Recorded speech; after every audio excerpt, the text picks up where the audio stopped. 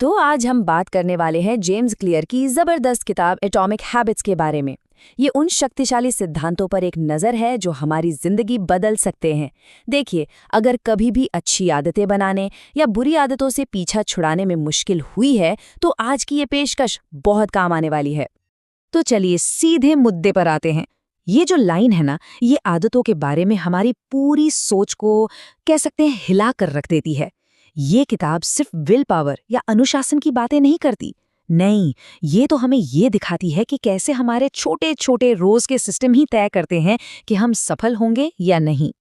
तो सबसे पहले ये समझना होगा कि इन छोटी छोटी लगभग न दिखने वाली आदतों में आखिर कितनी जबरदस्त शक्ति छिपी होती है। सोचिए, इससे सेल्फ इम्प्रूवमेंट का कंपाउंड इंटरेस्ट भी कह सकते हैं। तो सवाल ये है कि एक एटॉमिक हैबिट आखिर है क्या? देखिए, ये एक बहुत ही छोटी सी आदत है, इतनी छोटी कि शायद उस पर ध्यान भी न जाए। लेकिन समय के साथ यही आदत कंपाउंड इंटरेस्ट की तरह बढ़ती है और कमाल के नतीजे देती है।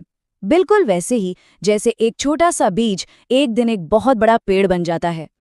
37 गुना, ये नंबर सच में दिमाग घुमा देता है ना? जरा सोचिए, अगर हर दिन सिर्फ 1% बेहतर बना जाए तो साल के अंत तक 37 गुना बेहतर नतीजे मिल सकते हैं। इसी को कहते हैं छोटे सुधारों की कंपाउंडिंग पावर, यानी चक्रवृद्धि शक्ति। और यहीं पर एक बहुत जरूरी माइंडसेट शिफ्ट आता है। बड़े बड़े डरावने लक्ष्यों के बारे में सोचने की बजाय, जैसे कि पूरा का पूरा पहाड़ चढ़ना है, फोकस उन छोटी छोटी जीतों पर करना है जो रोज हासिल की जा सकती हैं। पता है क्यों? क्योंकि यही चीज कंसिस्टेंसी और मोमेंटम बनाती है। चलिए अब आते हैं इस किताब के सबसे प्रैक्टिकल हिस्से पर।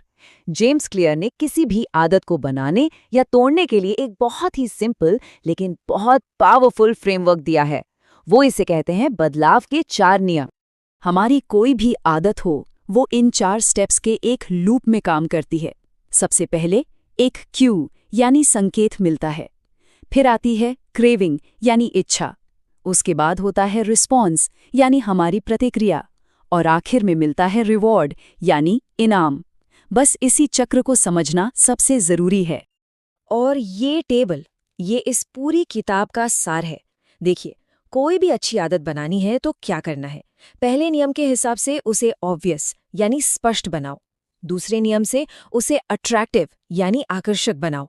तीसरा नियम कहता है उसे इजी यानी आसान बनाओ। और चौथा, उसे सैटिस्फाइंग यानी संतोषजनक बनाओ। और अगर कोई बुरी आदत तोड़नी है तो बहुत सिंपल, बस इसका ठीक उल्टा कर दो। उसे अदृश्य, अनाकर्षक, मुश्किल और असंतोषजनक बना दो। तो इसे असल जिंदगी में कैसे इस्तेमाल करें? चलिए कुछ उदाहरण देखते हैं। मान लीजिए ज्यादा पानी पीना है, तो उसे ऑब्वियस बनाने के लिए पानी की बोतल हमेशा अपनी डेस्क पर रखें। वर्कआउट को अट्रैक्टिव बनाना है, उसे अपने पसंदीदा म्यूजिक या पॉडकास्ट के साथ जोड़ दें। ज्यादा पढ़ना है तो उसे इजी बनाने के लिए रात को एक किताब अपने तकिए पर ही रख दें। और अपनी प्रोग्रेस को सैटिस्फाइंग बनाने के लिए एक हैबिट ट्रैकर का इस्तेमाल करें। वो हर टिक मार्क एक छोटा सा इनाम जैसा लगता है। ओके, अब हम इस किताब के एक बहुत ही गहरे और शायद सबसे ज्यादा जिंदगी बदलने वाले आइडिया पर आते हैं। ये आइडिया है नतीजों के बजाय अपनी पहचान, अपनी आइडेंटिटी पर फोकस करना। यानी ये सोचना कि हम असल में कौन बनना चाहते हैं।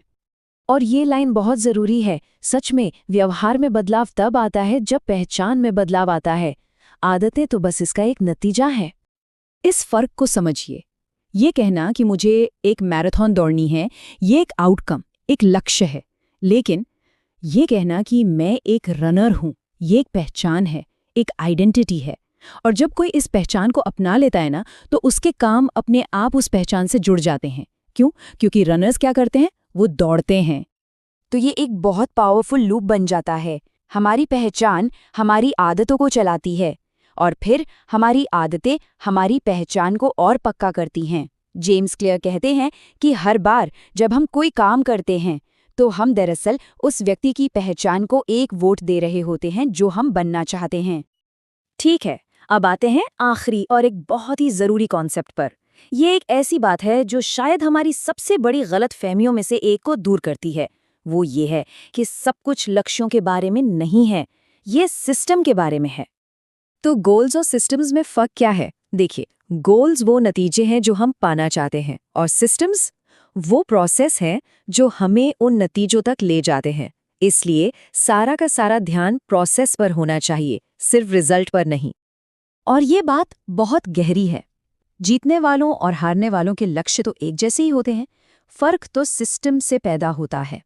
सोचिए इस बारे में, हर कोई तो जीतना ही चाहता है ना, तो सिर्फ एक लक्ष्य रखने से कुछ नहीं होता। असली फर्क उस सिस्टम से आता है जिस पर रोज काम किया जाता है। दूसरे शब्दों में कहें तो अगर प्रोसेस को ठीक कर लिया जाए तो नतीजे अपने आप आने लगेंगे। ये बिल्कुल एक अच्छी तरह से डिजाइन की गई मशीन की तरह है। अगर मशीन सही है तो वो लगातार सही आउटपुट देती रहेगी। अपने मौजूदा नतीजों से ज्यादा अपने मौजूदा रास्ते की फिक्र करनी चाहिए। वाह, ये लाइन पूरी सिस्टम वाली सोच को कितने शानदार तरीके से बताती है ना। मतलब जरूरी ये नहीं है कि आज हम कहाँ खड़े हैं, जरूरी ये है कि हमारी आदतें, हमारा सिस्टम हमें किस दिशा में, किस रास्ते पर ले जा रहा है। तो इस पूरी चर्चा का सार क्या है? सबसे बड़ी बात यह है कि छोटी आदतें सिर्फ जुड़ती नहीं हैं, वो मल्टीप्लाई होती हैं, वो कई गुना बढ़ती हैं। बिल्कुल एक छोटे से पौधे की तरह जो एक दिन विशाल पेड़ बन जाता है। असल में सफलता किसी एक बड़े बदलाव का नतीजा नहीं होती, बल्कि वो हर रोज किए गए छोटे छोटे समझदारी भरे सुधारों का नतीजा होती है। तो अब सोचने वाली बात ये है, वो कौन सा एक छोटा सा, लगभग मामूली सा बदलाव है जिसे आज से ही शुरू किया जा सकता है? एक ऐसा बदलाव जो आने वाले समय में हमारे भविष्य की पूरी दिशा ही बदल कर रख दे।